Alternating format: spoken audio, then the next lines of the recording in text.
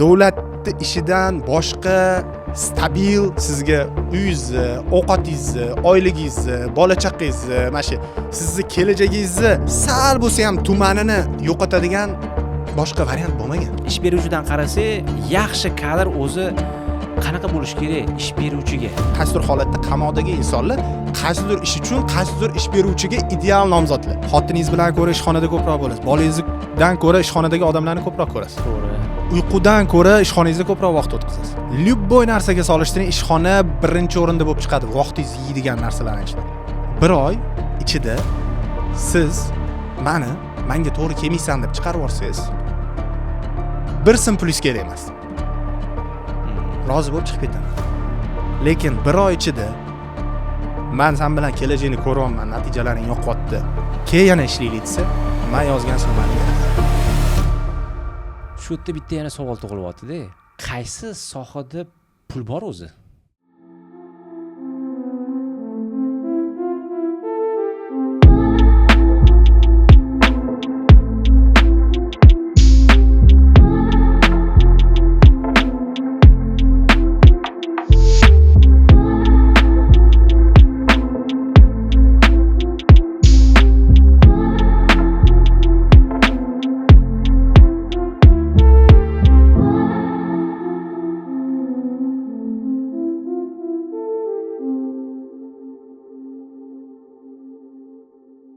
Assalomu alaykum, xormeylar, yaxshimisizlar? Bugungi podkastimizning mehmoni Abror Mashrabov. Abror, xush kelibsiz. Salomatmisiz? Taklif uchun rahmat.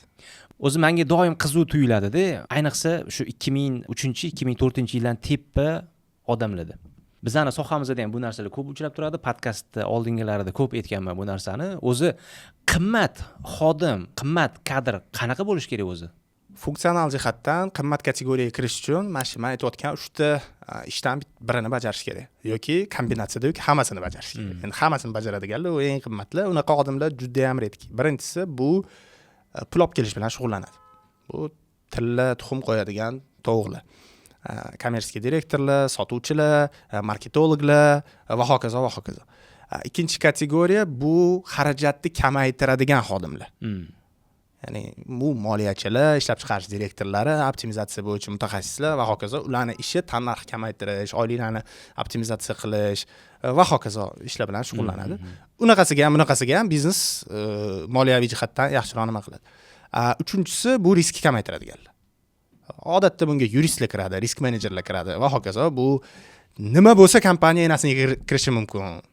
O'sha narsa bo'lmasligi uchun nima qilishimiz kerak degan narsalarni oldinga qo'yib keladi. Funksional jihatdan siz hech qaysi mana shu kategoriyaga tushmas ekansiz, qimmat kadr bo'la olmaysiz. Iloji yo'q.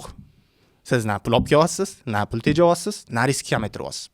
Iloji yo'q qimmat kadr bo'lish. Bu funksional jihatdan edi. Lekin mana shu kategoriyalarga kirib ham qimmat bo'lmagan xodimlar ko'p-da.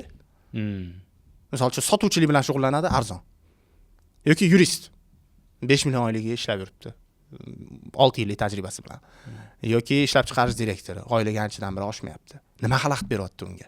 Funksionaldan tashqari insoniylik xususiyatlar jihati bor. Bu yerda birinchi o'rinda turadigan narsa bu mas'uliyat. O'zingiz mana yaqinda bitta xodim zo'r, natijasi ham yaxshi, pul tejash bilan shug'ullanadi, risklarni kamaytirish bilan shug'ullanadi.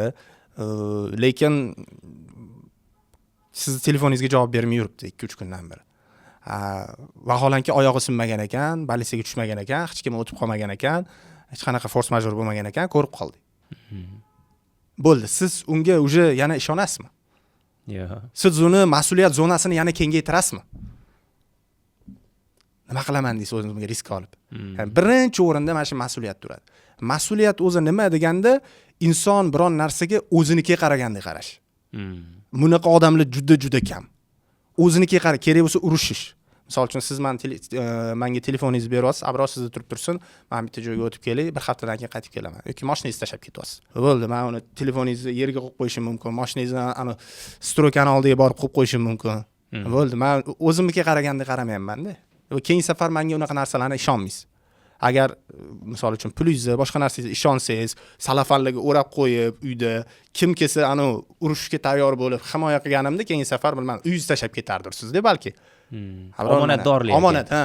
Misol uchun men ketyapman Amerikaga, Kilga, mana shu uyimga qarab tur. Xohlasang odam qo'y, xohlasang pul ishla, xohlasang o'zing tur, xohlasang qarindoshlaringga ber. Prosta kelganimda hamma joy is bosib ketib, tomidan chakka o'tib, kommunalkalar qarzdorlik bo'lib mib kelib, narsalarni yig'ishtirib ketgan bo'lmasin deysiz-da. Bo'ldi. Shuning uchun birinchi o'rinda funksionaldan tashqari turadigan narsa insoniy qadriyatga kiradigan bo'lsak, bu mas'uliyat. Bu nomer 0.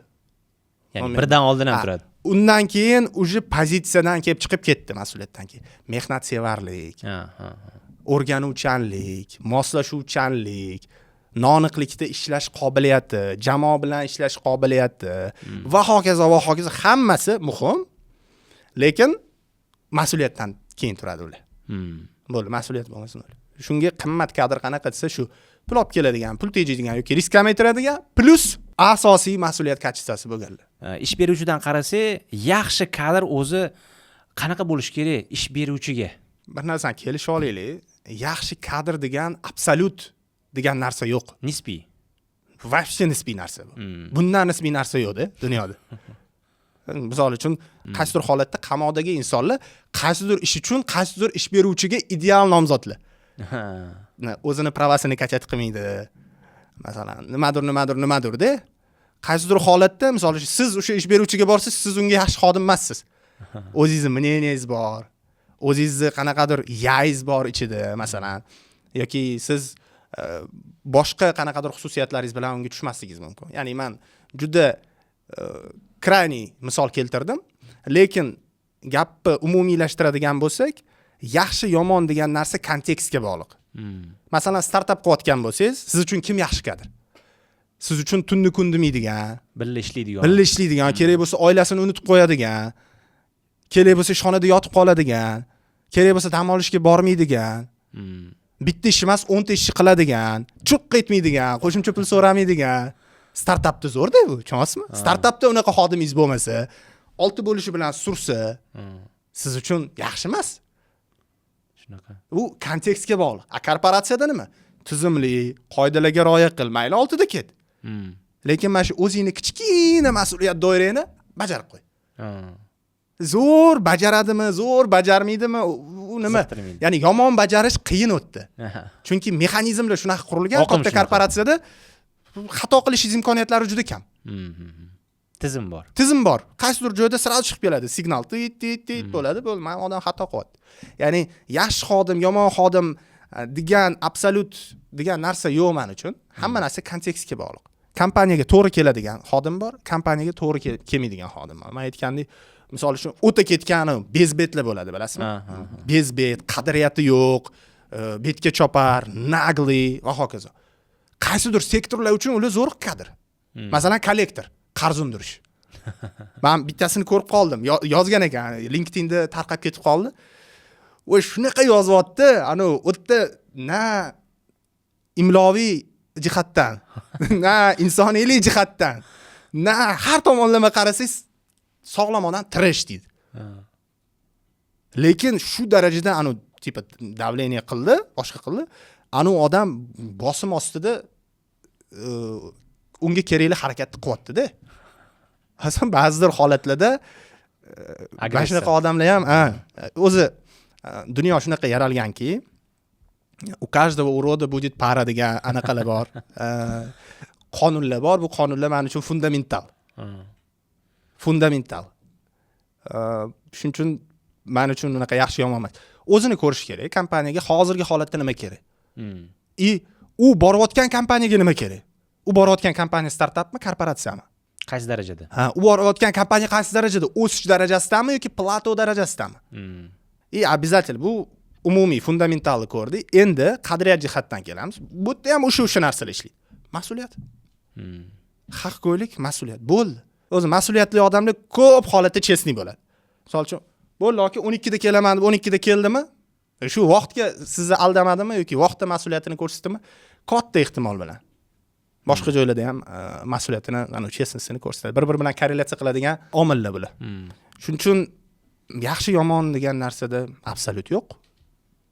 Lekin plus degan joylari har doim bor. O'zimni agar oladigan bo'lsa, meni yoshligimda atrofimda faqat davlat strukturasiga intilgan bo'lganda, men o'zim ham davlat strukturasidan chiqqanman va meni mindsetimda men uchun ideal joy davlatning strukturasi.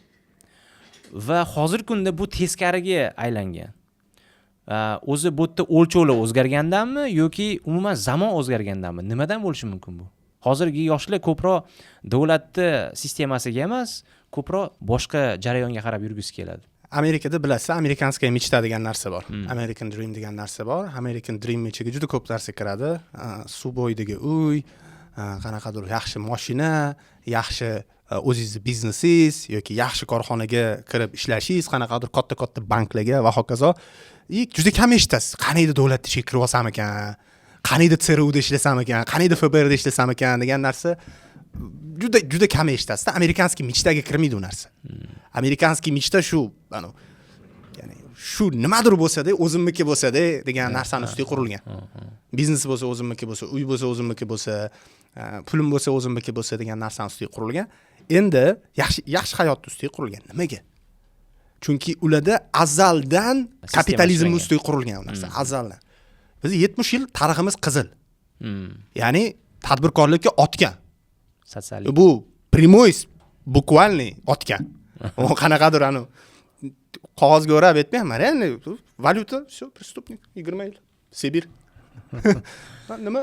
Savdo qilsan, bo'l, пожалуйста. U 90-yillar, 80-yillarning oxirlariga kelib sekin-sekin yumshashishni boshlagan. Bu nimaga analogiya keltiryapman?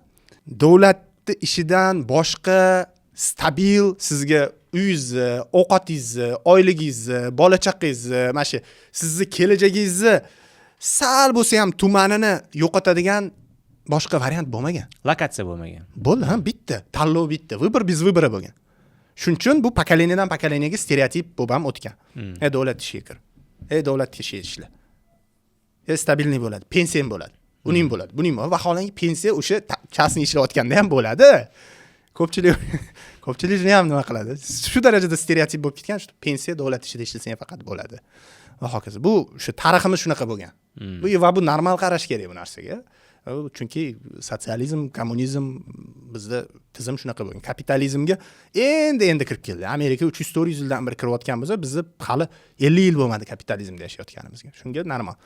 Endi kapitalizm kirib keldida va ijtimoiy tarmoqlar, media sohalari ham rivojlanish paytiga to'g'ri kelib qoldi bu narsa. Misol uchun oldin bitta xabar boshqa mamlakatning bitta tochkasidan boshqa tochkasiga borguncha, boshqa bo'lguncha ancha vaqt o'tardi. Masalan, bitta joyda qanaqadir shikal bo'lsa, faqat o'sha mahalla raisi, mahalla borsa, juda jiddiy narsa bo'lsa, o'sha rayon bilardi. O'ta seryozni bo'lsa, respublika bilardi. Hozir qaysidir maktabda kimgadir shapaloq bersa ham ustoz o'sha respublika bilyapti-da. Bu xuddi shu narsa boylikda ham ishlaydi. Misol uchun kimdir chiqadi, yaxshi mashina oladi, yaxshi sayohatlar qiladi, pullarni ko'rsatadi, boshqa qiladi, hayotini ko'rsatadi, biosiga yozib qo'ygan. Tadbirkor yoki palonchi kompaniyada, palonchi lavozimda ishlaydigan va hokazo va hokazo.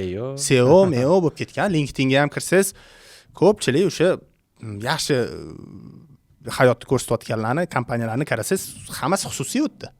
Deyarli. Va bu narsa targ'ib qilinyapti. Shuning uchun bu естественный narsa, bu mediasiz ham, boshqa narsasiz ham bu narsaga kelardik. Ko'pchilik menimcha tajribam bor, menimcha yil ishlab tashlaganman deydi-yu, lekin hozirgi zamon tez o'zgaryapti-ku baribir. Va bu любой sohada bu o'zini ta'sirini o'tkazyapti. Hozirgi tendensiyalar, ya'ni zamonaviy tendensiyalar bizga ham ta'sir qiladimi yoki biz qanaqandir boshqacharoq davlatda yashaymizmi yoki bizga ham ta'siri bormi bu narsani? Ya'ni aytmoqchimanki, xodim olganda meni 7 yillik tajribam bor deydigan jarayonda baribir o'sha 7 yillik tajribasi bizga kerak bo'lmay qolishi ham mumkin-da. Bu fakt. Bu hozir birinchi tezisizga bizga ta'sir qilmaydimi degan narsa. Hozir chegaralar yuvilib ketgan.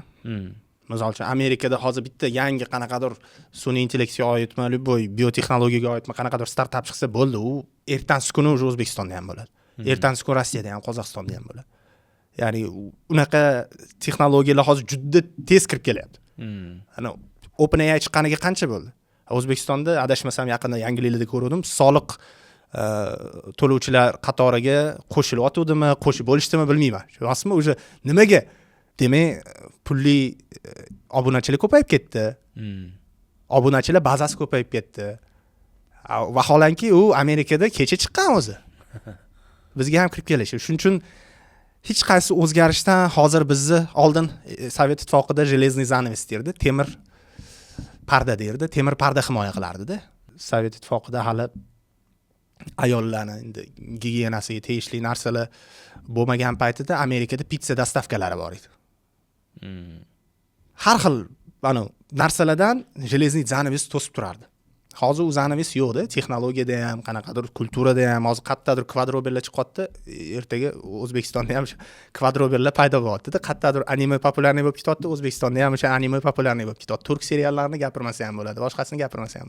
Ya'ni chegaralar yo'qoldi. Bu mana shu usloviyani olaylik, bo'ldi, chegara yo'q. Endi bizga ham ta'sir qiladimi desa, demak, albatta ta'sir qiladi. Va 7 yillik tajriba mutaxassis bo'lasizmi, 15 yillik mutaxassis bo'lasizmi, mono mutaxassis bo'lsangiz, ya'ni bitta o'sha o'zingizning sohangizdan boshqa narsani tushunmasangiz uxladingiz. Bo'ldi. O'sha siz qanchalik chuqurlashsangiz, shunchalik o'zingizni xavfga ketib qo'yasiz-da. Hozir maksimal ravishda multidistsiplinar, ya'ni o'zingizning sohangizdan tashqari, sohangiz atrofidagi sohalarni ham tushunishni bilishingiz kerak. Universal soldat. Yo'q, universal soldat emas. Yadro o'zingizniki. Nafaqat o'zingizniki emas. Ya'ni siz sotuvni bilasiz o'zi. Qanaqa qilib mijoz jalb qilish jarayonlarini, hatto fundamentlarini bilasiz. Yoki siz misol uchun shaxmat o'ynayapsiz, yaqinda bitta qizni postini qo'ydim. Mana ko'pchilik aytadi, ko'p pul to'laydigan kasblar qanaqa kasblar bo'ladi o'zi? Любой kasbda, sen bundoq spiska beraman, kasblarni bundoq qilib tanlaysan, любой kasbda $1 million topadigan odamni topib beraman senga deyman. Любой kasbda. Absolutno любой. Video bloger bo'ladimi, shaxmat o'yinchisi bo'ladimi, kontrol o'ynaydigan odam bo'ladimi, Dota o'ynaydigan odam bo'ladimi, santexnik bo'ladimi, elektrik bo'ladimi, любойda. O'sha 1 million topayotganlarni nimasiga qarasangiz, mana o'sha qizni aytamiz, shaxmat o'ynaydigan, shaxmat o'ynaydi. Shaxmat o'ynashini stream qiladi, videosini YouTube'ga yuklaydi. Ko'ryapsizmi, kombinatsiya ketyapti bu yerda. Faqat shaxmatning orqasidan любитель million topa oladimi? Yo'q. Lekin shaxmatga ozgina public speakingga qo'shyapti o'sha skillda, bu ham ommada, misol uchun 14 ta odam bilan prямой efir o'tkazib ko'ring, qo'ltiqlaringiz terlab ketadi-da. U yomon nima beradi. U shu skillni ola oldi. Odamlarning oldida bemalol, millionlarning oldida bemalol gapirish skillini ola oldi. U video montaj skillarini o'rgana oldi. To'g'ri, u dunyodagi eng zo'r video montajyor emas, dunyodagi eng zo'r orator emas, dunyodagi eng zo'r shaxmat o'yinchisi emas, lekin Svязка qildi-da, chiqdi o'sha narsaga. Aytmoqchi bo'lganim, bizni qiymatimiz 0 ga tushib ketishini oldini oladigan предохранитель bo'ladi har bitta sistemada. Kuyib qolishini oldini oladigan. Bu multidistsiplina. Hozir ko'pchilik yaxshi ish yo'q-da. Agar yaxshi ish bo'lganda yaxshi daromad qilardim deydi. O'zi bu gap to'g'rimi yo noto'g'rimi? Yaxshi ish, yaxshi daromad topish jarayonlari hozir shunchalik qiynalgan odamlarga to'g'ri keladimi yoki umuman qiyinmi hozir? Bitta narsani tushunishimiz kerak. Hozir siz bilan ko'chaga chiqamiz. Любой eng chiroyli qizni tanlaysiz yoki любой eng chiroyli o'tayotgan mashinani tanlaysiz yoki bironta bir yaxshiroq mahallaga boramizda, любой bitta domni tanlaysiz. Dedingiz, "Men shuni xohlayman" deysiz. Qani edi men shunaqa ayolim bo'lsa, adashmasam uylangansiz, kesib tashlaysiz. Qani edi shunaqa mashinam bo'lsa, qani edi shunaqa uyim bo'lsa, qani edi ko'p. Sizdan tashqari shu siz ko'rayotgan zo'r narsaga, yaxshi narsaga millionta odam avtomatik ravishda qani edi deydi. Va yaxshi nimadir topish, bu ish bo'ladimi, uy bo'ladimi, mashina bo'ladimi, bunga doim anaqalari ko'p bo'lgan. Savdogarlari ko'p bo'lgan. Ish topish muammo emas. Yo'q, hozir Xudoga shukr, invalidlarga ham bemalol ishlash imkoniyatlari bor. Call centerlarda ishlashadi, mijozlar bilan ishlash bo'limlarida ishlashadi. Menga 2-3 marta Yandex kelganda nogiron odam kelgan. Lekin o'rindiq shunaqa moslashtirilgan, nogiron bo'lsa ham haydayapti. Hozir уже ayol, mana o'tgan kuni 2 marta taksi chaqiryapman, 2 marta ayol kishi kelyapti. Ketma-ket. Yoshi kattaroq. U nereal narsa edi-da, qachonlarda katta shaharda ayol kishi bemalol erkaklarning qilayotgan ishini qilish. Aytmoqchi bo'lganim, ish topish hech qachon muammo bo'lmagan. Ish любой sohada, kuryerlik bo'ladimi, buxgalter bo'ladimi, boshqa bo'ladimi, gap shu yaxshi ishda. Yaxshi ishchi konkurensiyasi ham yaxshi bo'ladi. Konkurensiyada kim yutadi? Boyaga yuqorida aytganingiz. Konkurensiya normalniy odamlar yutmaydi. Konkurensiya nenormal odam yutadi. Bitta tanishim aytib beryapti. Yaxshi oylik ishga kirganda, zo'r oylik ishga kirgan, ishxonasiga kelishi bilan, suhbatga kelishi bilan shart qo'ygan. Bo'ldi aka, menga mana shuncha oylik bersangiz ishlayman degan. Menimcha bonus ham berasiz degan. Unda ani ish beruvchi qaraganda, "Sani risking nimada?" degan. "Men shu pulni bersam, o'xshamasam men yutqizaman" degan. Aka degan. Bir oy ichida siz menga to'g'ri kelmaysan deb chiqarib yorsangiz, bir sim plyus kerak emas. Rozi bo'lib chiqib ketaman. Lekin bir oy ichida men sen bilan kelajakni ko'ryapman, natijalaring yoqyapti, keyin yana ishlaylik desa, men yozgan summani berasiz. Ya'ni tasavvur qilasiz, bu o'zi ichki tadbirkorda, anaqa Risk menejer. Riskka olyapti o'ziga. Normal odam oladimi? Yo, bilaman, bir oy uyimchi, pulimchi, bolamchi, chaqamchi, shashligimchi, uncha, telefonim, internetimchi, bo'ldi, xayolda mingta chi bo'ladi-da.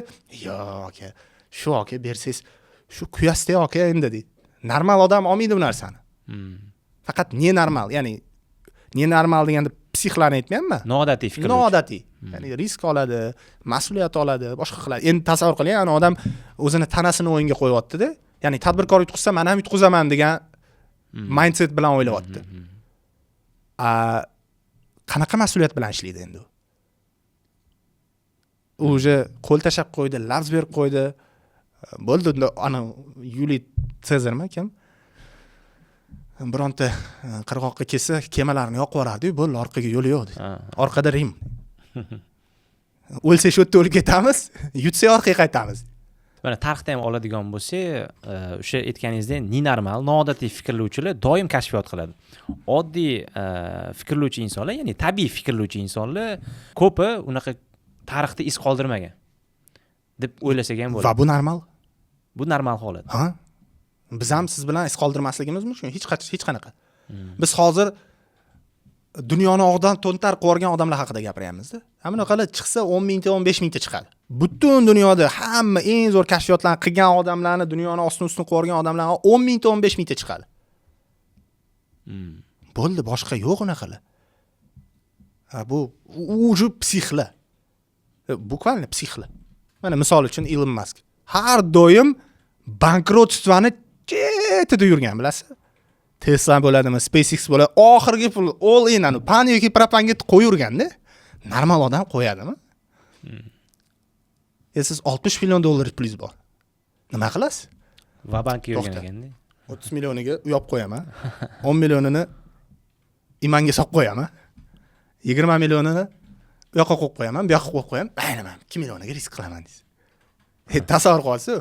Tak 60 million bor, yetmayapti. Yana qarz olish kerak. Hammasini tiqib yubordi. Bo'ldi. Nenormal odamlar haqida gapiryapmiz. Endi unaqa mana unchalik nenormal emasman. Ular endi shkalani eng kraylarida yuradiganlar-da. Biz sal yorog'ida bo'lsa yetadi. Normal, prosta normal bo'lishda, prosta hamma o'tgan natijani olishga rozi bo'lishimiz kerak. Qoidasi oddiy-da. Okey, normal. O'zingni qiynamoqchi emasmisan?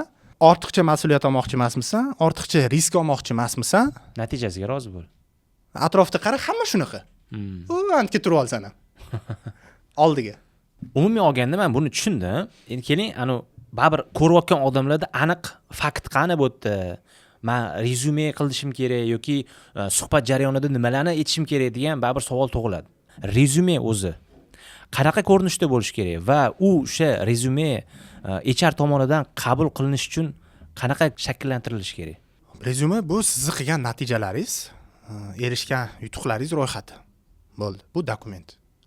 Bu yoqda faqat fakt bo'lishi kerak. Mana shu narsani nima qilib olaylik. Bu yerda siz qilmoqchi bo'lgan ishlar emas, bu yoqda qanaqadir o'zingizni maqtashlaringiz emas. Prosta dokument. Palonchi, palonchi joyda ishlagan, palonchi ishlarni qilgan, palonchi natijaga erishgan, palonchi yutuqlarga erishgan. Bo'ldi, shunaqa dokument. Ko'pchilik rezyume qilishdagi xatosi qilgan ishlarini yozadi, bo'ldi. Aytaylik, moliyachi. Отчет yig'ardim. O'qilardim va hokazo qilardim. Natija. Mayli, endi moliyachilarda unchalik bilinmaydi bu narsa, chunki u yoqda ishga o'tgan odam ham unchalik tushunmaydi natija nima bo'lishi kerakligini. Misol uchun sotuv, marketingga keladigan bo'lsak, nima natija qilding? 300% ga savdoni oshirdim. Yoki mayli, hali u darajada zvezda xodim bo'lmasa, oddiyroq natijalar qilgan bo'lsa, tog'da talqon qilmagan bo'lsa, yozadi. Ishga keldim, 2 oyda o'zi birinchi сделкамni qildim. 6 oyda top 10 taliga kirdim. To'g'ri talqon qildingizmi? Yo'q, lekin nimadir natija degan narsa mindseti bor-da sizda. Natija mindseti bor. Bu filtrni osonlashtiradi. Chunki ATS'lar ham, applicant tracking systemlar ham, hozir har xil ish qidirish saytlari ham avtomatlashtirib sun'iy intellektdan ulab tashlagan. Sun'iy intellektlar birinchi bo'lib bundoq qiladi, vakansiya qilingan ishlar va hokazolarni qaraydi, natijasini yozganlarni teparoqga chiqaradi. Men bularni ko'rgancha o'ta yaxshi o'xshatdi, natija qilib oldim, yorib oldim deyapti deydi. Rekruter ham birinchi bunday ochadi, bo'pti-ke deydi. To'g'ri qiladi. Endi natija ishlamagan bo'lsa-chi. Misol uchun qaysidir boshlang'ich mutaxassis, novichok ishlamagan. Natija deganda faqat ishxonadagi natija bo'lmasa ham bo'laveradi. Ya'ni boks bo'yicha 4 marta musobaqaga chiqqan. Mayli 1 marta ham yutmagan. Ular nima qizig'i bor bu ishiga? Dostigator. Demak, unda mindset bor, challenge qilish bor o'zini. Zona komfortida qolmaydi. Musobaqaga chiqish uchun bilasizmi? U chakaga sinib qaytishingiz mumkin, burningiz qiyshab qaytishi mumkin, ko'zingiz ko'karib qaytishi mumkin, tishingiz to'kilib qaytishi mumkin. O'lib ketishingiz mumkin. Серьезно? Salnito udarosingiz o'lasiz o'tdi. Agar yaxshi весовой kategoriyada bo'lsa. Ya'ni bular hammasi ko'zga ko'rinmaydigan signallar, lekin misol uchun shaxsan men ahamiyat beraman bunga. Maktabda qilgan yoki universitetda qilgan yoki sportda qilgan akademik sport rezultatlariga men ahamiyat beraman. Olimpiadada qatnashganman matematikadan deydi. O'xdi. Duxu yetmaydi uncha olimpiadada qatnash. Demak, u stoyda gaplashib ko'raman. Tez o'rganuvchan bo'ladi unaqa odatda. Hozir tez o'rganuvchanlik juda eng muhim kriteriyalardan birida. Boshlang'ich mutaxassisligi. Menga hattoki qayerdadir 3-4 yil tajriba yig'ib kelgandan ko'ra, 0 tajriba bilan tez o'rganuvchan bora kelsa, menga o'sha qiymatliroq. Chunki birovning tajribasini, miyasini yuvib, tozalab, ishqalab, nito narsalarni olib tashlab, to'g'ri narsalarni berib, uni o'rgatguningizcha yangi miyaga yangi instruksiya berganingiz yaxshi. Birinchisi, rezyumeni natijaga asoslab tayyorlash. Va rasm daftar qilib tashlash kerak emas. Rezyume standart черно-белый. Tepada chap burchakda yoki o'ng burchakda rasm, ism, familiya, qanaqa lavozim va tajriba. Tajriba. Ish joyi, qilingan ishlar, qilingan natijalar. Oxirida o'sha shablonlarni to'xtalib o'tirmaymiz. YouTube'da ham menimcha juda ko'p rezyume bo'yicha darslar va hokazolar, ChatGPTdan so'rasa ham bo'ladi. Hozir hamma rezyumelar sun'iy intellekt tayyorlayapti. Eng qizig'i sun'iy intellekt keyin u sun'iy intellekt tayyorlagan rezyumelarni analiz qilyapti. Va mana bunaqa bo'lib qolgan. IT olamida vashshi bu trash bo'lib yotibdi-da. Tam 4-5 yillik mutaxassislar просто filtrdan o'tib suhbatgacha bora olmayapti. Chunki sun'iy intellektlashib ketganda hamma narsa. Xo'p, bu bir. Endi suhbat. Rezyume mayli. Rezyumening asosiy vazifasi suhbatga borish. Bo'ldi, uni vazifasi shu yerda tugadi. Viziting kartochka. Просто, yo'q, men chaqirdimmi bo'ldi. Rezyumening vazifasi shu yerda tugadi. Yog'i jarayon boshlanadi. Ha, ming zo'r anu ishirib yozgan bo'lsangiz ham bo'ldi. Vazifa uni olib kelishsiz. Ya'ni call center vazifasi uy quruvchilarda ofisga chaqirib olish, sotish emas. Bo'ldi, u call center nima va'da bergan, nima degan va ish qizig'i bo'lmay qoladi-da. Ya'ni o'sha joyda gaplashadi. Endi suhbatga kelganda qattiq ko'pchilik yeb qo'yadi deydigan bo'lsak, eski shonasini yomonlaydi, mas'uliyatni o'ziga olmaydi, hammani krayni qilib ko'rsatadi. Qiziqish bildirmaydi, savol bermaydi. Masalan, kuchli odam savol beradi. Palonchi narsani qila olasanmi desam, oldin qanaqa bo'lgan? Data yig'adi. Undan oldingi odam qanaqa qilgan? Nima bo'lgan? Undan oldingi odam nimaga ketgan? u siz bilan suhbatlashadi, ping pong o'ynaydi siz bilan. Prosta eshitib, daprosteki da net yoki nima qilib gap so'g'irmaysiz undan. Qiziqishi bor, savol beradi. Savol berish uchun nima qilish kerak? O'rganish kerak ozgina. Analiz. Kelayotgan odam o'rganib keladi. Masalan, yaqinda bitta kompaniyaga suhbatga odam chaqirdik, gaplashyapmiz. Hamma narsani tashib berganmiz. Kompaniya haqida ma'lumot, veb-sayt, mahsulotlar rasmlari, mahsulot haqida bitta ikkita savol beruvdi, o'rganib chiqdingizmi? O'rganib chiqqan bo'lsangiz kerak desa, yo'q, to'g'risi ko'rmadim. Endi men ko'p joylarga suhbatga borib yuribman. Eslatib olsangiz yaxshi bo'lardi. Bo'ldi уже. Bo'ldi. Qiziqish yo'q. Ming professional bo'lsin. Ming zo'r tajribasi bo'lsin. Ming kelib yorib qiziqishi bo'lmasa 0 ga umnojiza qilinadi. 100 karra 0. Qiziqish bu yerda eng muhim. Ko'pchilik qiziqishini bildirmaydi. Endi biz yuqoriroq pozitsiyani aytamiz. Jarayon bo'yicha gaplashadi, natija bo'yicha emas. Yoki prosta kommunikatsiya qilishni bilmaydi. Ko'zga qaramaydi, kulmaydi. Mana o'tirib oladi. Taxta bo'lib oladi. Soft skill, muomalasi yo'q. Suhbatda telefon jinglab qolsa javob berib yuboradi, hozir 1 minut deb. Farosat yo'q. Kirib oladi, kurtka shapkasini yechmay o'tiradi. Ko'p mana shunaqa mayda nimalar bor. Qizil bayroqlar. Mana shu qizil bayroqlar ko'p narsani hal qilib qo'yadi. O'zi ishga kirishda nima qilish kerak? Nima qilsam yaxshi ishga kiraman degan savoldan ko'ra, yaxshi ishga kirish uchun menga nima xalaqit beryapti degan narsani bergan ancha yaxshiroq. Muomala, kiyinish, vaqtida kelish, natija bo'yicha gaplashish. Eski shona to'g'risida mana rahbaram jinni emas u. Hozir bu anusini yomonlayapti, meni ham yomonlaydi. Unaqa qilib o'tirmaslik, etichniy bo'lish, ortiqcha va'da bermaslik, ko'pirtirib gapirmaslik. Bo'ldi, aka, mana ishga oling, yorib yuboramiz. Qilamiz, bajaramiz. Ping pong, kommunikatsiya qurish, savol berish, qiziqishni bildirish. Men misol uchun shuncha paytdan beri mana har xil testlar beramiz, IQ testlar beramiz, MBTI testlar beramiz. Har xil testlarni ishlatamiz ishga o'tganda, lekin bitta narsani baribir tushundim. 1 tiyinga qimmat hammasi. 1 tiyinga qimmat hammasi agarda odamda qiziqish bo'lmasa, bo'ldi. Qiziqish bor yoki yo'qligini nimadan bilsa bo'ladi? Savol beryaptimi, yo'qmi? Qiziqadigan odam faqat savol beradi. Siz tomonga harakati bormi yo'q? Ha. Endi savol deganda qanaqa? Hop. Oylik qanaqa?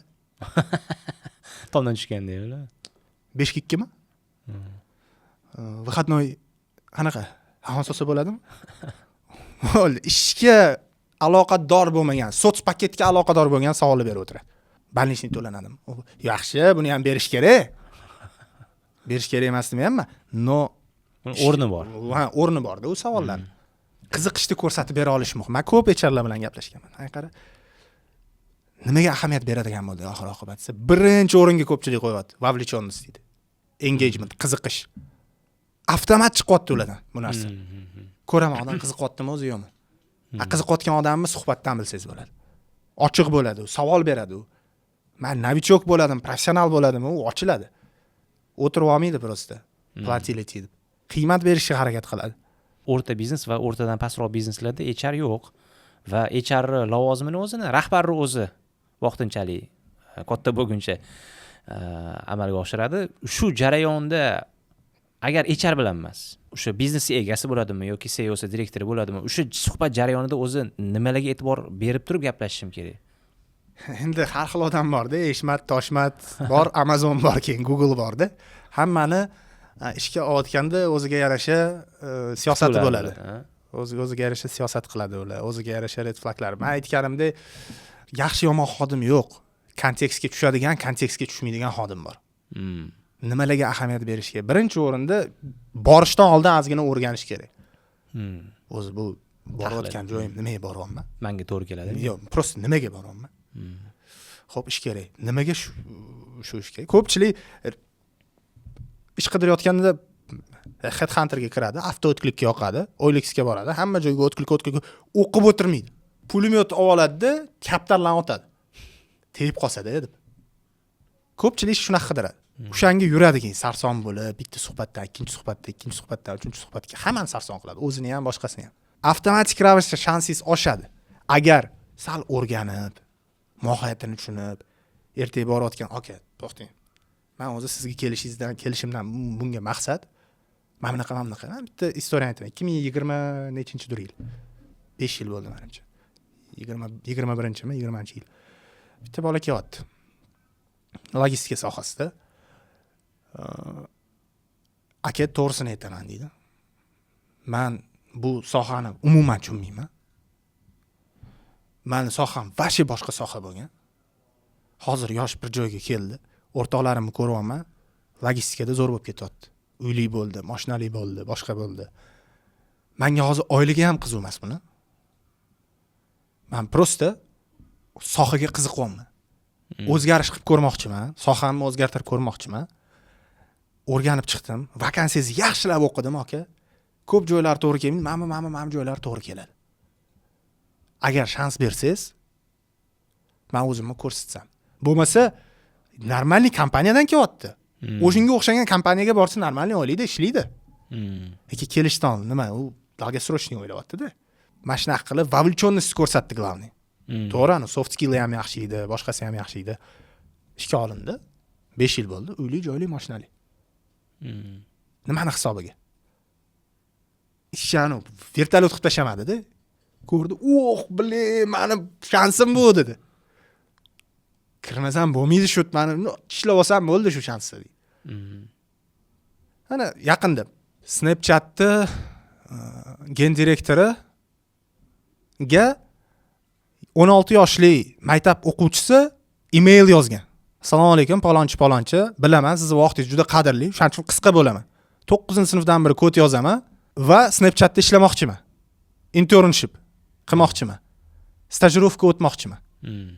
Shans bersangiz, yuzingizni yerga qaratmayman. Yozotdi. Malades, smelo ekansan. Meni HR'imning kontakti yozib yubor shunga. Men aytib qo'ydim. Endi vовлечённость ko'rsatsangiz boru, pulemyot qilib o'tirish shart emas. Qadam tashlash kerak. Qadam tashlash kerak bo'ldi. Odam ham ko'radi. Ayniqsa kichik o'rta biznesda.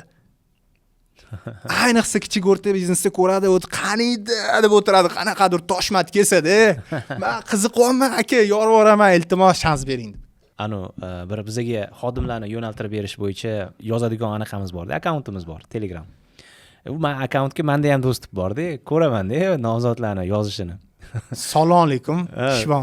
Vashi imlo xatolar-ku mayli, chekka surib turamiz, lekin bori to'g'ridan-to'g'ri portfolio tashab qo'yadi. Telegram kanaliga portfolio. Salom ham yo'q. To'g'ridan-to'g'ri portfolio tashiydi. Eshitib turing. Men u portfoliosini ko'rishim uchun men kanaliga obuna bo'lishim kerak, birinchidan. Kanallarni zaproslimi? Zaprosli qilib qo'ygan. Men unga obuna bo'lib qo'yishim kerak. Undan tashqari, menga agar yoqmasa, bo'ldi, men chiqib ketaman. Xuddi menga qilgan ishni men ham unga qilaman. Nimaga? Menga salom bermadi. U birinchi qadam tashadi, mayli, portfoliosini tashadi, prosta tak. Men unga assalomu alaykum, va alaykum assalom, to'g'ri kelmadingiz deb yozmayman ham-da. Meni xodimlarim ham bunaqa yozmaydi agar gaplashmoqchi bo'lgan bo'lsa. U 1-2 kundan keyin nima deb yozadi bilasizmi? So'roq qo'yadi. Yokida yana o'sha kanalni yana qaytadan tashlaydi. Yoki yana naglisi bor. Nimaga mensimayapsizlar? Menga nimaga javob ber? Mana shunaqa. Bu nimadan o'zi dalolat? O'zi hozirgi oxirgi avlodimizda shunaqa bo'lyapti. Yo'q, bunaqalar har doim bo'lgan. Eng qizig'ini aytaymi? Men 1-2 marta ko'rishganman shunaqa odamlar bilan. Shunchaki havasakka. To'xta, prosta chaqirib ko'ray, qanaqa odam kelar ekan. Eng qizig'i, 100% adekvat odamlar keladi. Yaxshi kiyingan. Assalomu alaykum, yaxshi gapiradigan. Orasida bo'ladi. Lekin degan joyi bor. Juda ko'pchilik bilmaydi-da. Soft skill, farosat, muvaffaqiyatda, karyerada muvaffaqiyatga erishishda o'rni qanaqaligini.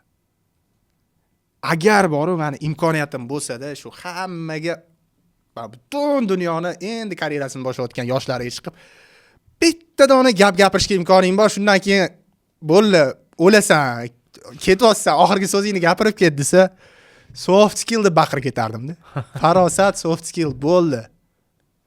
Даже korporatsiyalarda ishlayotganingizda qaysidir darajada siz o'zi qilgan natijalaringiz emas, odamlar bilan munosabat qurishingiz, siyosat qilishingiz, mana shunaqa soft skilllaringiz o'zi muhimlashib ketadi.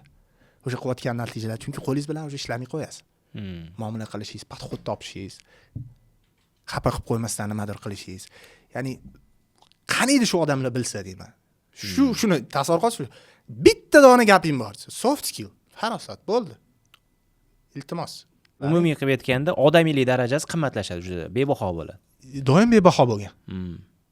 Doim bebaho. Ya'ni qo'lingizda harakat emas, odamiylik jarayoni. Shunaqa. Yumshoq ko'nikmalar, xarakter, nima desang ham. Mana shu narsalar muhim, hamma joyda. Bu davlat ishi bo'ladimi, siyosat bo'ladimi, kompaniya bo'ladimi? Menga ko'p bo'ladi. Assalomu alaykum deydi, pasport tashlaveradiganlar. Propiskasi bilan. To'g'ri keldimmi deb yozib qo'yadi keyin. Chaqirasizlarmi deb. Bu afsuski katta muammo. Bu bozor tozalanadi hali. Chunki aytganimdek biz 70 yil qizil davrda yashaganmiz. Rezyume degan narsa bo'lmaydi. Trudovый knishka bo'lgan. Ani ishga olmaslikka haqqi yo'q sizda. Tushunasizmi? Partiya itaradi uni. Ishga olmasa.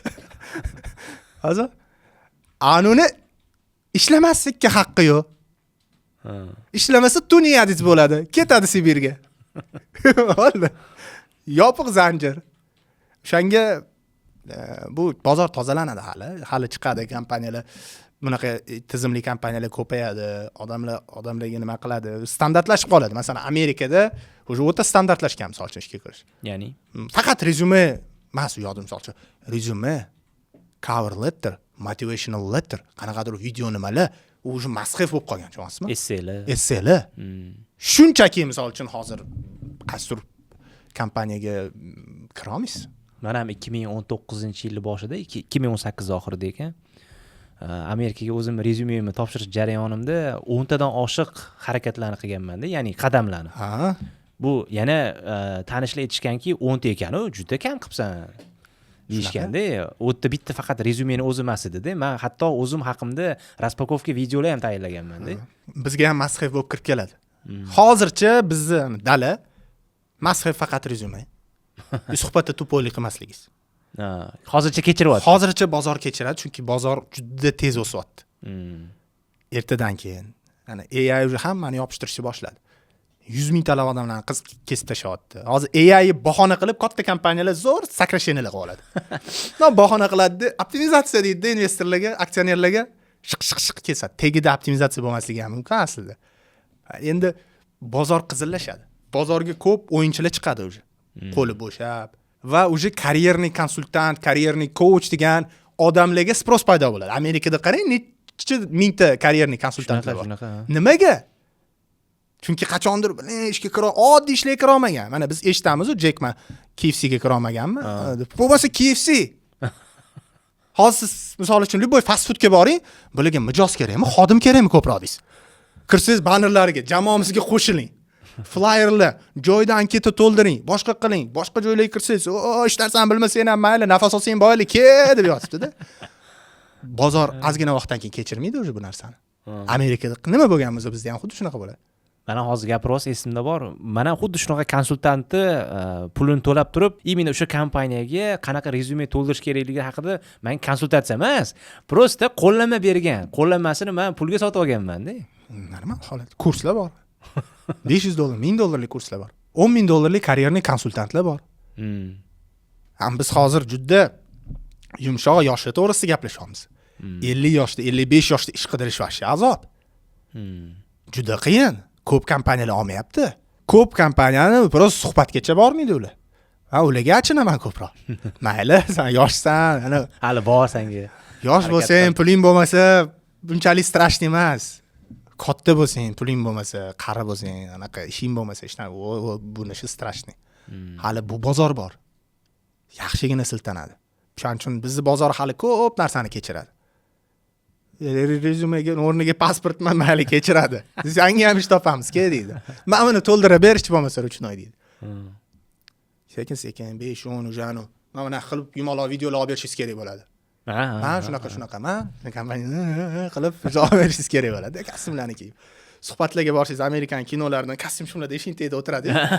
O'chirdi. Hali kelmoqda bu kunlar. Hali bozor kechir. Iqtisodiyot juda tez o'syapti bizda. Dunyo bo'yicha juda tez o'syapmiz. Juda ko'p kompaniyalar, inostraniy.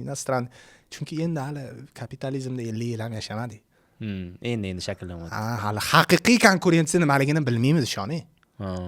Umuman bilmaymiz. Siz menga любой biznesni oling, lead narxi, potensial mijoz narxi $10 yuqori bo'lgan bizneslarni sanab bering.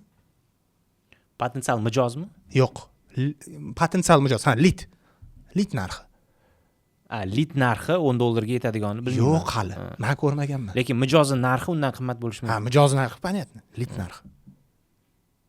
U Amerikada bu oddiy holat. Eng minimalmi? Meni xursand do'ppiz tepaga konkurensiya, mana o'sha konkurensiya. Bizda nima? Bunda chiqib olasiz, kulgili reels olasiz, tap etib kelyapti. Akalar mana lavash, mana go'shtli bo'ladi. Kesinglar mana xudo xolisa kompot podarkaga deb bo'ldi. O'sha hamma kelib olgan sizga. 24/7 ishlaymiz. 24/7 ishlaymiz deydi. Butkada. Loyalность programmalar oladi, boshqalar. Taksistlarni, boshqalarni olgan. Konkurensiya bizda mana mijoz jalb qilish bilan solishtirish kerak-da uni. Mijoz jalb qilish qimmat emasmi? Lead qimmat emasmi? Men jalb qilish ana sotuv jarayonini olaylik, u boshqa boshqa narsa. Boshqa narsa. Mijoz, lead kelyaptimi sizga bo'ldi. Necha pulga kelyapti? Necha pulga kelyapti? Bozor bo'yicha necha pulga kelyapti? Bekordan bekorga Amerikada ana marketingda eng izrashonniy yo'llarini bilasizmi? Saytga olib o'tadi, qanaqadir video ko'rg'izadi, keyin nimadirga olib o'tadi, keyin yana nimadir beradi, oxirida keyin qaqqadir kontakt qoldiradi. Nimaga? Filtratsiya. Bu filtratsiya, ikkinchidan arzonlashtirish yo'llari, boshqa. Bizda endi qo'shilyapti bu narsalar. Hozir boshladi bozor. Nimadir bepulga beradi, nimadir uni olib oladi. Hokazo oldin unaqa emas edi. Prosta mana. Men borman degan keladi odam. Endi konkurensiya mana oshadi-da. O'sha konkurensiya o'zi qizillashganda bor-ku. AI ham kelib, yonib turgan olovga yog' sepgandan keyin o'sha bo'ldi deydi. Ana ular o'zidan o'zi yo'qolib ketadi. Salom alaykum. Ish bormi deb. Mana hozir bozor kechiryapti davomimiz-ku. Bozor kechiryapti, okey, muammo yo'q, lekin ish tanlashda baribir yoshlarimiz asosan baribir daromadga qarab tanlashadi. Agar uni tajribasi bo'lmasa ham hatto. Boyaga aytganingizdek, uni o'sha chaqirayotgan narsa faqat pul bo'lib qoladi. O'zi aslida agar yosh bo'lsa ular, mana endi qadam qo'yayotgan bo'lsa, asosan nimasiga qarash kerak? Faqat odamga qarash kerak. Ya'ni siz kim bilan ishlayapsiz? Ishxonada oilangizdan ko'proq vaqt o'tkazasiz. Xotiningiz bilan ko'ra ishxonada ko'proq bo'lasiz. Bolangizdan ko'ra ishxonadagi odamlarni ko'proq ko'rasiz. To'g'ri. Uyqudan ko'ra ishxonangizda ko'proq vaqt o'tkazasiz. Любой narsaga solishtiring, ishxona birinchi o'rinda bo'lib chiqadi vaqtingiz yeydigan narsalarning ichida. Inson bu vaqtda daqiqalar, soatlar, yillar va hokazo. Endi tasavvur qiling, asosiy nimangiz ishxonada o'tadigan bo'lsa, nima bo'lishi mumkin? Eng asosiy. Xo'p, siz o'sha pulni olasiz, nimadir olasiz, lekin hayotingizda asosiy qismi ishxonada o'tadi. Baribir shu ishxonaga qaytib kelyapsiz. Sootветственно, nima muhimroq bo'lishi mumkin? Aura. Odamlar. Bo'ldi. Faqat odam muhim. Oxir oqibat kim bilan ishlagansiz, nimalar qilgansiz, nimalar o'rgangansiz, qanaqa o'sgansiz, qanaqa odamlar bo'lgan. Hammasi odamlarga borib taqaladi. Mana maktabni olaylik. Hammamiz maktabda o'qiganmiz. Nima ko'proq esingizda qolib ketgan maktabda? Ustozim. Ustozingiz esingizda qolgan. O'rtoqlaringiz, sinfdoshlaringiz, boshqalaringiz hozir gap berayotgan bilimlar emas. Islomingiz hozir misol uchun. 3-sinfda men mavzuni mana bunaqa o'tardi. Yo'q, lekin Kamol bilan o'ynadan oshib o'tib, sigaret chakkanimizda degan narsalar esingizda qoladi-da. Shuning uchun birinchi o'rin bu meni fikrim, albatta pul ham muhim, hammasi muhim, baribir yashashimiz kerak, boshqa, lekin odam.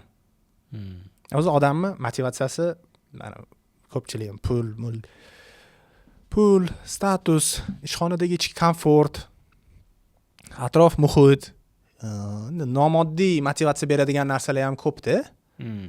Faqat pulini deb borsangiz ham bor-ku, faqat pul olsangiz, mana shu boshqa nomoddiy motivatsiyalarni olmasangiz o'zingiz ketib qolasiz o'tdan. Ko'p bunaqalar ham. Pulingga ham, o'zingga ham deb ketaveradi. Yaxshi oylay oladiganlar. Chunki o'zi qachon ko'tara olmaydigan bo'lib qolasizda, shu misol uchun muhit toksik bo'lib ketadi juda. Shaxsiyat muhim ekan. Ha, odam muhim. Misol uchun Tony Fadell ham iPod'ni eng birinchi injenerlaridan, iPod ustida ishlagan odamlardan. U ham aytadi, yoshligimda deydi, eng to'g'ri qarorlarimdan biri pul uchun ishlamaganligim deydi. Menga atrofimdagi odamlar muhim edi deydi. Bo'ldi, men o'rganardim. Pul o'zidan o'zi kelardi deydi. То есть u vashi milliarder bo'ldi. Google kompaniyasini 3.4 milliardga sotib oldi. Apple'da top menejer bo'ldi. Kitoblar yozdi, startaplarga investitsiya qilib yuribdi. O'sha odam aytayapti. Mayli, meni eshitmasanglar ham. O'shandan afsuslanmayman. Pullar orqasidan yugurmadim, boshqasidan. Steve Jobs bilan ishlagan birga. Endi Steve Jobs bilan ishlashdan oldin qancha aqlli odamlar bilan birga ishlagan. Mana siz mana shu studiyani organizatsiya qildingiz, bolalarni ishlatasiz, borib klient qidirasiz, qaysidir bolangiz parod qilib qo'yadi, nimadir bo'ladi, nimadirlar borib, oxirida nimadir qo'lingizga tegadi-da. O'sha nimadirga borib siz uyoq olmaysiz. Borib mashinangizni almashtirib olmaysiz. Lekin shunaqa odamlar bor desam sizga, bir marta videoga tushib beradi. Aytmayman qanaqaligini. Jekka uradi. OnlyFans kiring, necha pul aylantirishini. U OnlyFans propagandasi emas, prosta kiring. Ana pul bo'lsa, mana bor-da yo'llari. No kayf beradi mana shu narsa. Ya'ni pul bu prosta kimdir o'tiribdi, qayerdadir. U qog'oz nimadirga almashuv vositasi sifatida xizmat ko'rsatadigan qog'ozdek qarash kerak. Bu tegi ham prosta qog'ozda u. Endi men hozir populistik eshitilishi mumkin. Tipo, mana o'zicha filosof bo'ldi. Yo'q, no. Agar faqat pulni nima qiladigan bo'lsangiz, odam tomi ketib qoladi. Qanaqa qilib deydi, men shuncha narsani hammasini qilib, hamma risklarni olib, naryoqda oylik berishim kerak, naryoqda налоговый bilan nima anu qiz 30 million dollar topdimi yiliga? Deb mana qilib o'tirasiz-da. Agar faqat xayolingizda pul bo'lsa. Lekin siz qarasiz, men zato men odam bilan gaplashyapman. Men bunaqa qilyapman. Men zato ertaga bolalarim uyalmaydi. Men zato ishlarim bunaqa bo'lyapti. Ishxonada men bunaqa ishlarni qilyapmiz. Shu yerda bitta yana savol tug'ilyapti-da. Qaysi sohada pul bor o'zi? Bu savolingizga javob berishdan oldin sal orqaga qaytamiz. Hozir meni eshitganlar, bu pul muhim emas ekan deb nima qilyapti? Pulga qaramagin deyapti. Yo'q, unaqa emas. Pulga qaranglar, pul muhim. Men ham pulga qarayman. Birinchi o'rinda o'sha karyerada erkinlikka erishish uchun, hayotda erkinlikka erishish uchun pul masalasini yopib olish kerak. Passiv investitsiya, passiv pul olib keladigan joylarini ko'paytirish kerak. Chunki bu sizga erkinlik beradi va hokazo qiladi. Prosta aytmoqchi bo'lganim, faqat pulni o'ylash kerak emas-da. Atrofdagi odam juda muhim. Atrofdagi odamingiz kuchli bo'lsa, ilhom oladigan, o'zini ustida ishlaydigan, aqlli, bir joyda qotib qolmagan, faqat pulni deb hamma narsa qilmaydigan bo'lsa, pul o'zidan o'zi keladi. O'zidan o'zi keladi. To'g'ri, yoshlikda eng muhim narsa tezroq pul qilib olish kerak, lekin yo'llari ham bor-da, mana misol uchun aytganimdek, OnlyFansga kirib video olmaysiz, pul ekan. Chunki aytasiz-da, men ertaga nima deydi? Bunaqa yo'l bilan kerak emas deysiz. Shuning uchun plus prosta pul uchun borganlar hammasi yeb chiqib ketgan kalteni. Chunki orqasida ustuni bo'lmagan-da ularni. Fundament. Orqasida ustuni bo'lmagan. Katta pul deydi, lekin srazu katta puldan boshlamaydi-ku. Qiyinchiliklari bo'ladi. Короче, pulingga ham deb ketaveradigan ko'pchilik. Mana dasturlashni nechtasi boshladi, nechtasi tashladi. Bir hype bo'ldi, boshqa bo'ldi, bordi. Katta pulga kurslar sotib oldi. Pul bormi? Bor. Million dollar o'ylayotganlar bormi? Bor. Bora oldimi o'sha yerga? Yo'q, yetmadi sabri. Shuning uchun men to'g'rilab o'tib ketdim. Pul muhim. Biz odam undan muhimroq-da. To'g'ri odamni tanlasangiz, to'g'ri komandani tanlasangiz, pul keladi o'zi. Iloji yo'q busiz. Xo'p, endi ikkinchi nimaga o'tamiz. Savolingizga, hamma sohada pul bor. O'sha aytganimdek, любой sohani olib qo'lni ko'rsataman. O'sha sohada million dollar qilayotganlar 100% bor. Tozaluv sohasida desangiz, tozaluvda ham, dasturchi desangiz, dasturlashda ham, santexnik desangiz, santexnikda ham, mashina ustasi desangiz, mashina ustasida ham. Soha deyapman.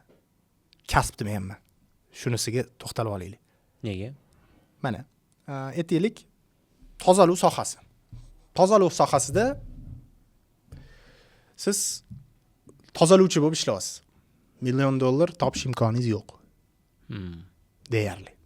Lekin cleaning kompaniyasini ochib 10 ta targoviy sentr olib $10,000 oyiga keladigan. Yiliga 1,200,000 aylantirib qilish iloji bormi? Qilib yurganlar bormi?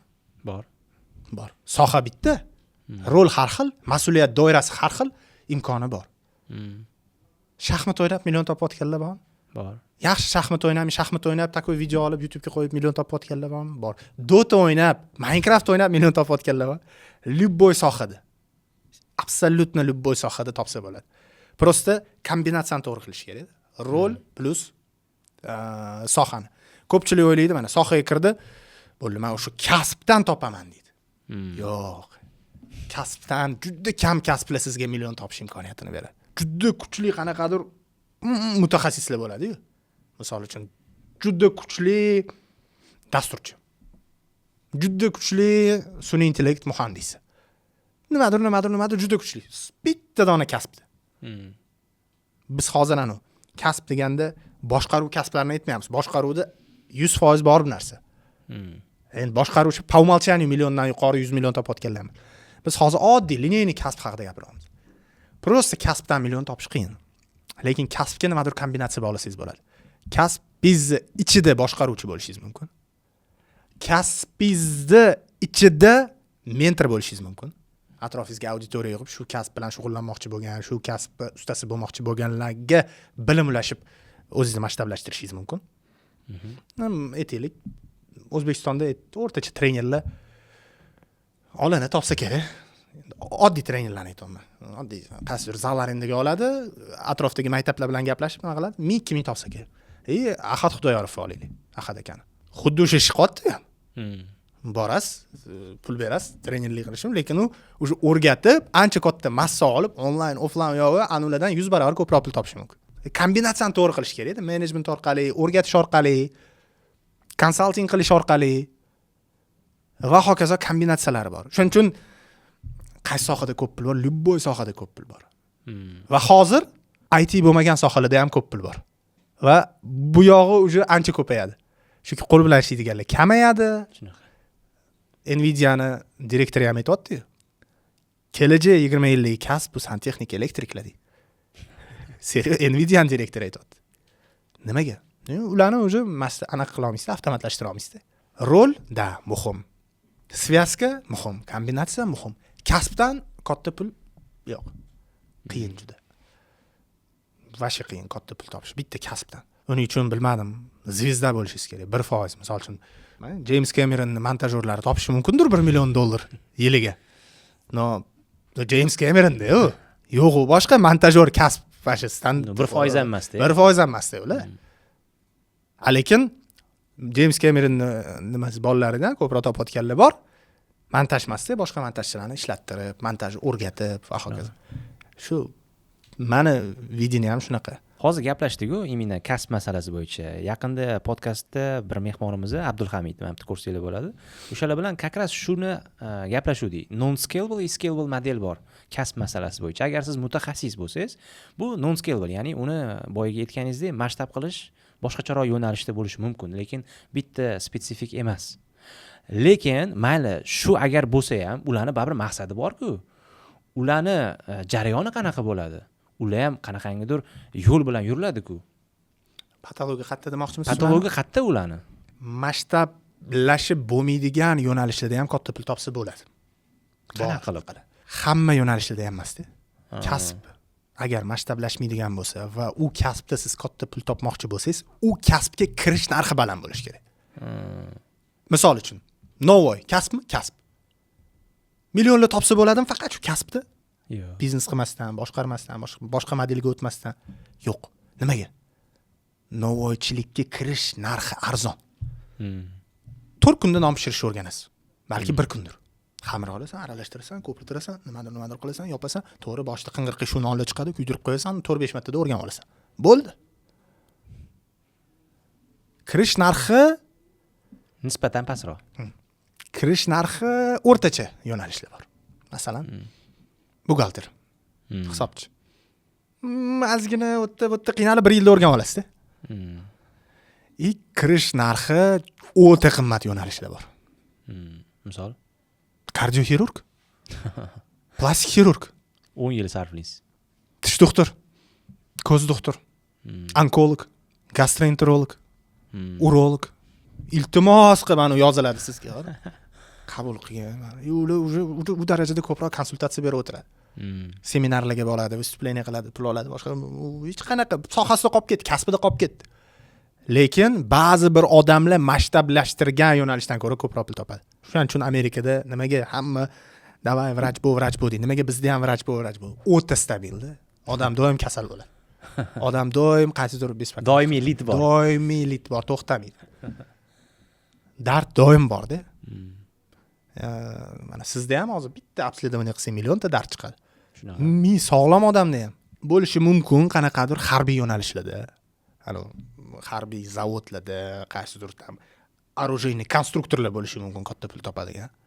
Pushkalarni chizib, nimadir qiladigan, o'sha katta Boeinglarda ishlaydigan injenerlar bo'lishi mumkin. U ham chunki u darajaga chiqishingiz uchun 20-30 yillik probegingiz bo'lishi kerak.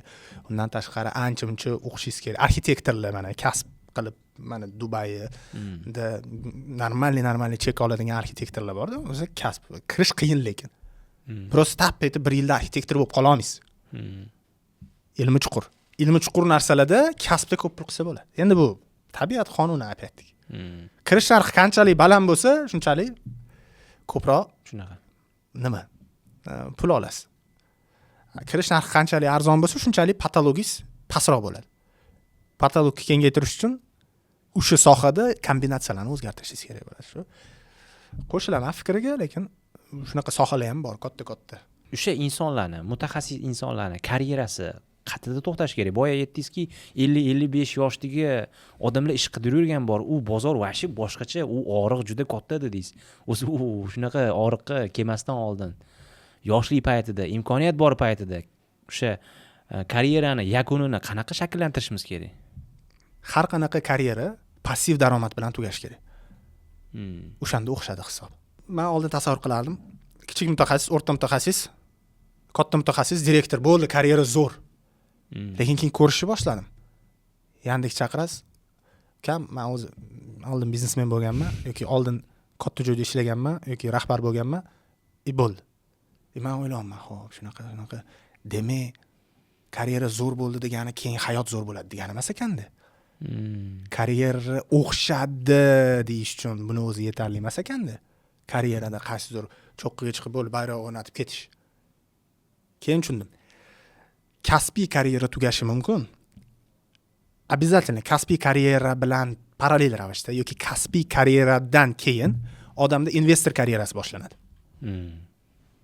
Aytaylik, Ronaldoni olaylik. Futbolda mancha milliardga yaqin pul topgandir. Lekin ancha yil oldin gostinitsalarga, turar joyga, Whoop startapiga, Perplexity startapiga har xil o'zini brendlariga pul tikdi. Investor sifatida ham, biznesmen sifatida ham. Nimaga? Chunki biladi sportchini karyerasi qisqa. Ertaga oyog'i sinishi mumkin, boshqa bo'lishi mumkin, futboldan ketishi bor va lekin ketsa ham futboldan ko'ra ko'proq topishi mumkin, kamroq topmaydi. Chunki o'zini atrofida yog' yig'ib oldi. Chunki u parallel ravishda investor karyerasiga o'tdi. Investor karyerasi endi unga nima beradi? Finans, moliyaviy erkinlik beradi. Ertaga u endi любой loyiha bilan shug'ullanmoqchi bo'lsa, pulni o'ylamaydi. Ko'ngli tusaganini qiladi. Men Margulansi Simbayga ham olaylik. Milliard ishladi, paytida investitsiyalar qilib qo'ydi, har xil ferma siz aytib bergansiz. Endi dividendlar olyaptilar-da, o'ziga yoqtirgan ishini qildi. Ta'lim bilan shug'ullanyapti.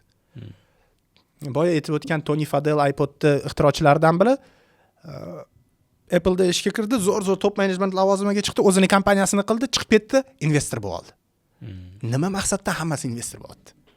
Chunki oxir oqibat ko'p pul topishimiz mumkin va hokazo qilishimiz mumkin, lekin karyeramiz passiv daromad bilan tugamasa, bo'ldi, biz sichqon poygasidan chiqib keta olmadik. Hali ham shu kalisoda. Ha? Tirikchilik, keyin o'tirishimiz kerak bo'ladi. Boshqa tirikchilik qilgan. Shuning uchun karyera passiv daromad bilan tugashi kerak. Passiv daromad qilish uchun nima bo'lishi? Qaqqadir investitsiya qilishimiz kerak. Investitsiya uchun kapital qayerdan olamiz? Ishlab turgan biznesimizda sherik bo'lishimiz mumkin. Uning uchun mas'uliyat doiramiz keng bo'lishi mumkin. Bo'lish kerak. Uning uchun biz o'zimizga risk olishimiz kerak, mas'uliyat olishimiz kerak, yoki pul olib kelishimiz kerak, yoki xarajat qisqartirishimiz kerak, yoki risklarni kamaytirishimiz kerak, boshqaruvni olishimiz kerak. Do'la beradiganlar bor. Amerikada ko'p kompaniyalarda nimaga 20 yillab, 10 yillab, 15 yillab ishlaydiganlar bor. Chunki ularning tanasi o'yinda-da, aksiyalarni oladi, boshqa qiladi, kompaniya cho'ksa men ham cho'kaman, o'ssa men ham o'saman deydi. Pensiyaga shunaqa chiqib ketadi ular. Kompaniyaga sherik bo'lib, kapital qurib olib, investitsiya qilishga mablag' yig'iladi. Ikkinchi yo'li bor, biznes qilish. Bu juda riskovli. Unda ham o'zingizni sohangizda zo'r bo'lib, qanaqadir natijalarga erishgan bo'lsangizgina biznesingiz o'xshash ehtimoli bor, u ham 100% emas. Zo'r xodim bo'lib, sizga doimiy ravishda sovchilar qo'yib, har xil kompaniyalar xand qilmoqchi emasmi? Hali biznes qilmang erta. Uchinchi yo'li bor, bilimingizni monetizatsiya qilishingiz. Yoki konsalting qilasiz. O'zingiz o'sha kompaniyada erishgan yutuqlaringizni boshqa kompaniyalarga ham qo'llaysiz. Yoki bilim sotasiz, kurs sotasiz.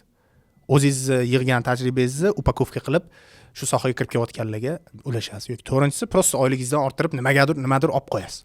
Bo'ldi. Qachonki siz ertaroq passiv daromad qilsangiz, xohlang 30 yoshda pensiyaga chiqing, xohlang 40 yoshda pensiyaga chiqing, xohlang umuman chiqmang pensiyaga, qilganingizdan keyin sizda bitta narsa lampochka yonadi. Pul uchun ishlamaysiz o'sha. Bu juda ham katta raqobat ustunligini beradi.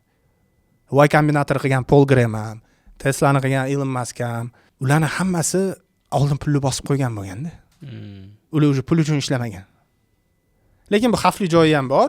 Ko'pchilik bo'ldi, mana shunaqa qilib pensiyaga chiqib ketib, bo'ldi, dam olishga o'tib ketadi, zona komfortdan chiqa olmaydi. Kattaroq narsa qilaman deganlarga bu erkinlik ochib beradi. Yiqilishdan qo'rqmaydi, risk qilishdan qo'rqmaydi, ketaveradi. Nimadan qo'rqaman deydi. Men bu yerda ishlamasam, o'lib qolsam ham, boshqa qilsam ham pulim kelib turibdi-yu deydi. Bu shu ikkita yo'l beradi. Yoki xohlang dam olib keting, Gavayada yoting. Yoki yanada kattaroq narsalar qiling. U o'sha pul uchun emas. Erkinligingiz balandroq bo'ladi. Shuning uchun har qanaqa karyera passiv daromad bilan tugashi kerak deb o'ylayman. Endi O'zbekiston sharoitini oladigan bo'lsak, pensiyaga chiqish uchun unchalik ko'p vaqt kerak emas. Ya'ni pensiya deganda passiv daromad deylik, ya'ni dam olish, endi boshqa o'zinikida. Misol uchun men hayotda pensiyaga chiqmayman deganman-da o'zimga. Pensioner bo'la olmasam kerak, chunki giperaktivность bor. Erkin любой narsani qilishingiz uchun mana O'zbekiston yoki любой rivojlanayotgan davlat, iqtisodiyoti 5, 6, 7, 8% o'sayotgan davlatlarni olsak, bu imkoniyatlarni ko'p ochib beradi. Chunki iqtisodiyot o'shyaptimi, odamlar bo'yapti, odamlarda pul ko'payapti, sotib olish qobiliyati degan narsalar, har xil iqtisodiy zanjir bir-biriga bog'liqda. Masalan, Amerikada siz bilmadim, endi ularda fond bozori bor, solishtirish xato bo'lsa kerak, endi klassik uy olmoqchi bo'lsangiz, boshqa narsa olmoqchi bo'lib, passiv daromad qilib qo'ymoqchi bo'lsangiz, qiyin-da.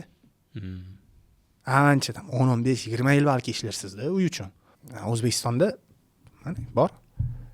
4 yilda, 5-6 yilda yaxshi mutaxassis, top zo'r oila oladigan tezroq passiv daromadga chiqib ola oladi.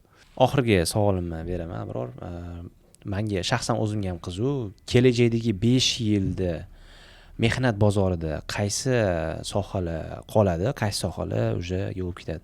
Aniq bilmayman. Hech kim menimcha aniq bilmasa kerak, chunki hozir o'zgarish tezligi va ta'siri juda katta. Har qanaqa sohaga kirish qiyinlashadi, bu aniq. Misol uchun dasturchi oldin 0 dan borib junior bo'lib kompaniya ishga olishga siz tayyor bo'lgan bo'lsa, boshqa bo'lgan bo'lsa, o'sha siz nimanidir bilib borishingiz kerak. Narx qimmatlashadi. Chunki sun'iy intellekt o'sha middle уровенida juniorga u yoqda faqat gryazniy ish qoladi, 3 millionlik, 4 millionlik. Matnisi принеси bo'lib yotadi. Gryaz ishlar qoladi. Ko'p sohada sun'iy intellekt raqamli sohalarni oladigan bo'lsak, IT sohalarni oladigan bo'lsak, shunchaki sohani yo'q bo'lib ketdi, sohani yo'q qilib deya olmayman, narxi qimmatlashtiradi kirish. Bizda o'zi tendensiya bor, podkastimizni baribir ko'rayotganlarga qanaqadir qiymat bo'lish uchun kelayotgan mehmonlarimiz o'zidan nimanidir taklif qilish kerak. bu nimaga beriladi desa, faqat bizdan olgan insaytlardan tashqari sizdan ham qanaqangidir qiymatli narsa olish uchun, misol uchun bo'lishi mumkin, u konsultatsiya yoki qanaqangidir master klassiga yoki nimagadir skidka yoki nimadir sovg'a ko'rinishida bo'lishi mumkin. Endi o'zimni sohamdan kelib chiqib beraman ko'proq. Rekruting bo'yicha, xodim topish bo'yicha kitob, o'zimning kitobimni berishim mumkin sovg'a sifatida. U yoqda bozor qanaqa ishlashini, qanaqa savollar beriladi o'zi nimalarga ahamiyat beradi. Bu ham rekruterlarga, ham ikkinchi tomonni bilmoqchi bo'lganlarga foydali bo'ladi deb o'ylayman. Agar kimdir qo'llab, misol uchun ishsiz yurgan bo'lsa, kasb, yangi mana shu sohaga qiziqib yurgan bo'lsa, balki qanaqadir boshlang'ich darajaga olib chiqib beradi kasbni. Bu rekruting kitobi. Aktual bo'lish uchun biz 1 oy muddat belgiladik. Mana shu podkast chiqqandan sanasidan boshlanib turib, 1 oy davomida kommentariyada shu Abror bilan bizning suhbat jarayonimizdagi olgan insaytinglarni yozsanglar va oxirida o'zingizlarni ijtimoiy tarmog'ingizlar bo'ladimi, siz bilan kontakt qilish uchun qoldirib ketsanglar, biz o'sha orqali sizni baholaymiz. Shaxsan Abror o'zlari baholaylar. Yaxshi insaytni tanlab turib beramiz ikkita insonga. Ma'qulmi? Ma'qul. Kelganingiz uchun katta rahmat Abror, juda xursand bo'ldi. O'zi ancha cho'zilib ketdi bu podkastimizdan qilish ham. Sizlar ham bu podkastni agar oxirigacha ko'rib, sizlar qanaqangidir insayt olgan bo'lsanglar, boya aytib o'tganimdek, kommentariyaga o'zingizlarning fikringizni yozib qoldiringlar. Keyingi sonlarda ko'rishguncha obuna bo'lishni unutmanglar, charchamanglar.